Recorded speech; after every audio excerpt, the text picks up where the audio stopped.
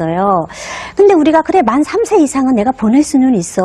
하지만 이보여 선생 맨날 나와서 0세에서 3세 중요하다고 그렇게 부르짖는데 그럼 3세 미만의 아이들은 아니겠지? 이런 생각을 우리가 할 수도 있죠.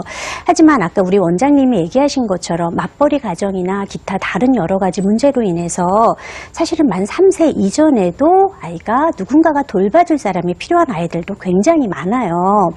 그래서 우리가 뭐 애착 얘기할 때 보면은 사실은 24개월 이전까지는 애착이 아직까지도 좀 불안정한 시기이기 때문에 그럴 경우에는 약간의 타격이 있을 수도 있지만 하지만 질 좋은 보육을 받게 된다면 그러한 불안정한 가정 환경의 요건들을 많이 커버할 수가 있다는 거죠.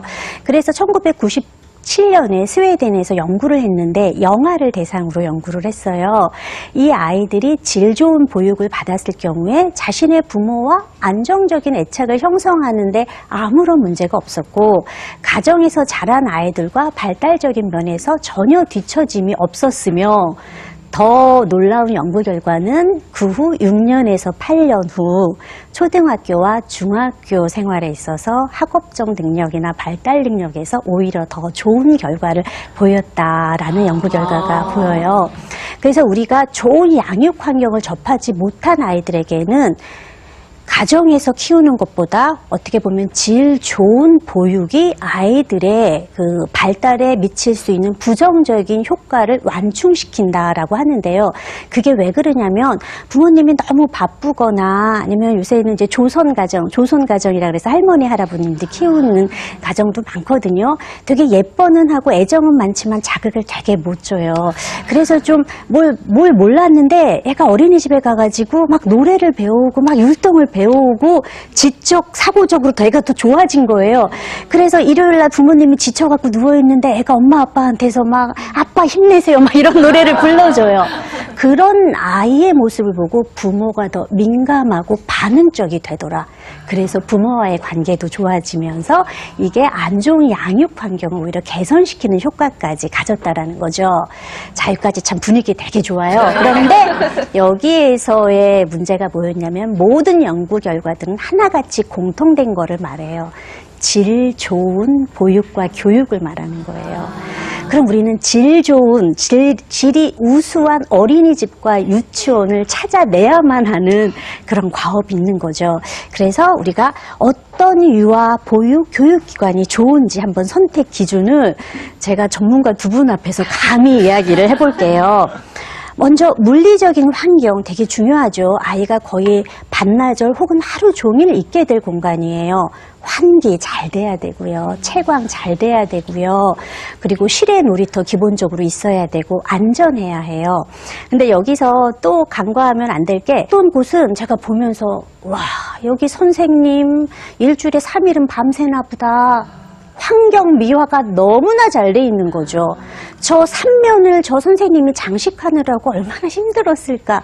그 시간에 색종이 오려 붙이는 대신에 아동발달책을 한 권 더 보는 게 더 좋았을 텐데 그래서 아이 수준에 맞지 않는 지나친 인테리어나 과도한 실내 장식이 있는 환경도 사실은 교육적으로는 그닥 좋지 않을 수도 있다라는 것도 참고하셔야 될 것 같고요.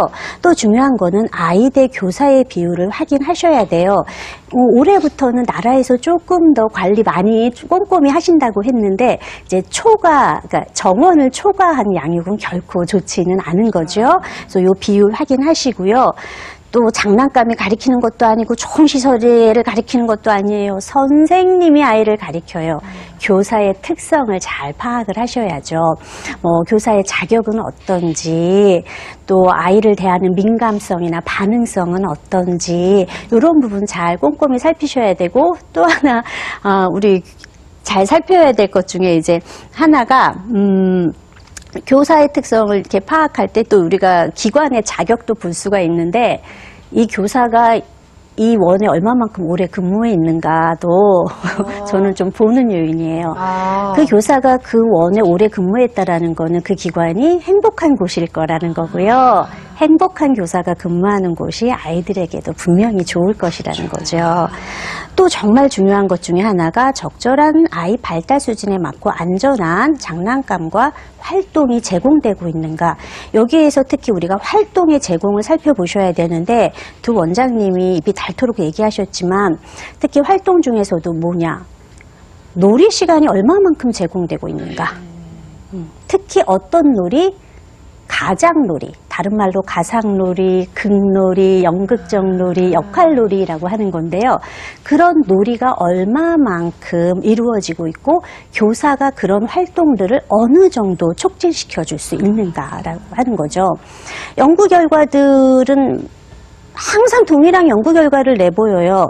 학습지나 과도한 교육을 제공했을 때, 그런 거를 받았을 때 그런 교육을 받은 아동들이 제가 그 결과를 보고 내가 웃겨서 혼났어요. 어느 것 하나에도 잘하는 것이 없더라. 진취적이지도 못하고. 학문, 운동, 사회성 모든 영역에서 별로 좋지도 않고. 게다가 그런 식의 교육을 많이 받은 아이들은 자신의 능력에 대해서 자꾸 의심하는 습관이 생긴다라는 거죠. 이런 것들이 초등학교 3학년 때 학습에 대한 나쁜 학습 습관으로 이어지면서 부주의, 산만함, 학교 적응에 실패를 가져온다라고 하는 거예요. 아이들은 이런 학습지나 이런 거를 통해서 교육을 하는 게 아니라 아이들이 배울 수 있는 가장 좋고 최고의 효과를 내는 거는 놀이라는 건데, 놀이에서도 어떤 놀이냐? 연극적인 요소가 있는 극놀이가 가장 좋은 놀이라는 거예요.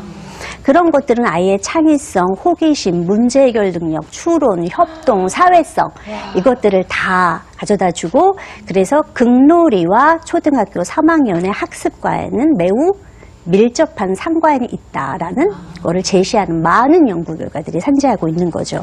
그래서 우리가 이 유치원이 과연 딱 입학하면 6세반 아이들에게 깍두기 공책을 나눠주는 곳인지 아닌지 우리가 살펴봐야 하는 거고요. 또 마지막으로 가족 간의 연계사항이 어떤지. 어떤 곳은 부모님이 이렇게 좀 올라 그러면은 애들이 그럼 방해가 돼서 되게 못 오게 하는 곳도 있어요. 뭔가 수상적인 거예요. 부모님의 방문을 환영할 수 있는 곳이어야 되고, 부모님과 적절한 의사소통이 잘 이루어져야 되고, 인증받은 기관인 거 반드시 살펴주셔야 하는 거죠.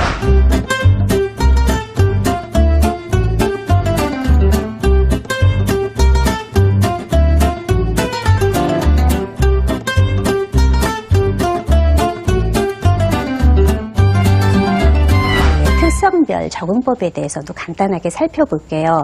이제 겁이 많은 아이, 이런 아이들은 이제 새로운 거 적응하는데 시간이 많이 걸려요.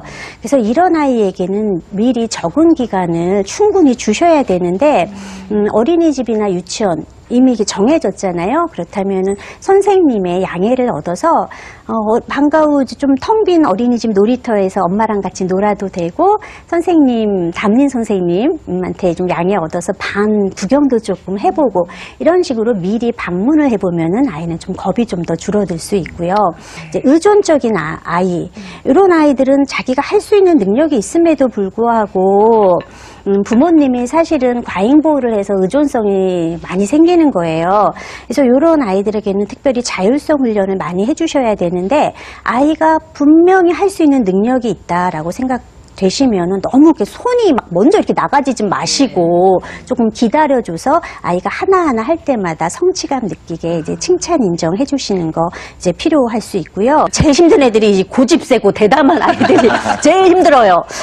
이제 기본 규칙 준수가 잘 안 되기 때문에 집단 생활을 해야 돼요. 집단 생활을 해야 돼서 아이들은 여기서 굉장히 스트레스를 겪는 게 자기가 하고 싶은 것들을 사실은 억제해야 되는데, 이 고집 세고 대담한 아이들은 그 능력이 조금 약해요. 이것도 좀 과잉 보호나 허용적인 양육을 했을 경우에 이런 스타일이 조금 되거든요.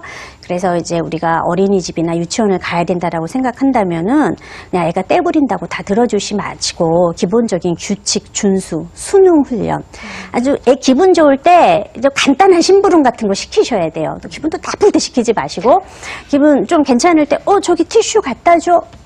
엄마 부탁을 잘 들어줬구나. 아우 기특하네. 머리 쓰다듬어주고. 그래서 지시 따르는 게 나름 즐겁네라고 느끼는 수능 훈련 시켜주시고요. 또 이제 수줍음이 많은 아이는 어떠냐면은 이런 녀석은 처음 그 적응 기간만 잘 넘기면 처음에 이렇게 쭈삣쭈삣하지만 요거만 넘기면 그때는 굉장히 활발하게 잘 노는 아이들이에요. 그래서 무엇보다 익숙해지는 거를 시키시는 게 이제 제일 좋은데요. 근데 처음에 이제 유아교육 기관을 가게 되면 이제 이렇게 빼느라고 못해요. 그래서 멍석을 조금 깔아줘야 되니까 그때 선생님이 그래 냅둬 이러면은 안 되고요. 그럴 때는 조금 손을 잡아주거나 조금 여기만 이렇게 좀 약간 밀어주게 되면 그때는 잘 놀 수 있게 되니까 부모님과 교사가 그런 부분에 대해서는 잘 상의하셔서 아이의 특성에 맞게 지도해 주십사라고 도와주면 되고 좀 더 아이와 좀 맞는 친구들과 방과후나 이럴 때 자주 어울리게 되면은 한 2주 진다면은 아주 쾌활하게 잘 놀 수 있는 아이들이 되는 거죠. 네.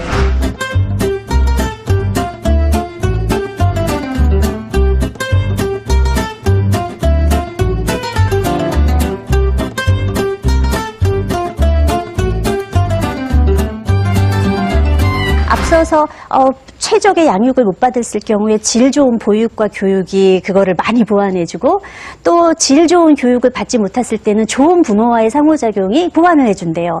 자, 그럼 여기서 영리하신 분들은 다 알아차리셨죠? 부모님이 아이와 상호작용 잘하고 질 좋은 교육, 보육기관을 다닌다면 금상첨화가 따로 없는 거예요. 그래서 내 역할 여전히 중요하고 또 우리가 부모 역할 중에는 좋은 기관을 찾는 것도 중요한 역할이라고 명심하시면은 아이들 적응 잘할 거라고 기대합니다. 네, 감사합니다. 유아기는 사실은 지금은 놀 때입니다. 부모님들 생각해 보세요. 어릴 때 잘 놀았던 사람들이 초등학교 가서 공부도 잘합니다. 그래서 부모님들이 정말 그 애착을 가지시고 사랑을 가지시고 아이들의 그 발달에 대한 그 교육 방법, 잘못된 이해로 선행학습을 하고 조기교육을 해서 애들을 미리 망치시지 마시고 아이들의 그 발달에 맞는 방법과 아이들이 먼저 공감해 주시고 이해해 주셨다면 아이들의 행복에 초점을 두는 어린이집을 선택하십시오. 선택하시고 그 다음은 믿으십시오. 신뢰감을 바탕으로 해서 어린이집과 부모님들이 함께 협력하여 양육하신다면 아이들뿐만 아니라 부모님들도 행복한 양육의 경험을 하실 수 있을 것입니다.